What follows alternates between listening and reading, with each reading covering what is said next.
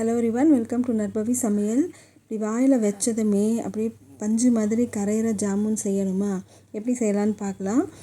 அதுக்கு முதல்ல ஒரு பேக்கெட் ஜாமுன் எடுத்துக்கோங்க. ஒரு பாத்திரத்தில் மாற்றிட்டு அரை கிளாஸ் அளவுக்கு தண்ணி விட்டுக்கோங்க. கட்டி இல்லாமல் நல்லா பிசைஞ்சிட்டு ஒரு 2 நிமிஷம் பிசைஞ்சிட்டு வச்சா போதும். ரொம்ப நம்ம சப்பாத்தி மாவு தேய்க்கிற மாதிரி தேய்க்க வேண்டாம். ஒரு 10 நிமிஷம் அதை அப்படியே விட்டுருங்க. விட்டுட்டு சின்ன சின்ன உருண்டையாக கையில் எடுத்துகிட்டு ஒரு தடவை நல்லா அழுத்தி கொடுத்துட்டு உருண்டையாக பிடிச்சி தனியாக எடுத்து வச்சுக்கோங்க. இப்போ அதுக்கு சர்க்கரை பாகுக்கு 2 கப் அளவு சர்க்கரை எடுத்துகிட்டு 2 கிளாஸ் அளவு தண்ணி விட்டுக்கோங்க. தண்ணி விட்டுட்டு அது கம்பி பதம் வர அளவுக்கு செஞ்சு எடுத்து தனியாக வச்சுக்கோங்க. இப்போ எண்ணெய் விட்டுட்டு நல்லா காஞ்சதுமே நம்ம உருட்டி வச்சுருந்த ஜாமுன் எல்லாத்தையுமே பொன்னிறமாக மீடியம் ஃப்ளேமில் வச்சு வறுத்து எடுத்து வச்சுக்கணும். அது வறுத்ததுமே உடனே நம்ம சர்க்கரை பாகில் போட்டுட்டு ஒரு நைட் ஃபுல்லாக நம்ம வச்சிட்டோன்னா சூப்பர் டேஸ்டான சாஃப்டான ஜாமுன் ரெடி ஆகிடுச்சு.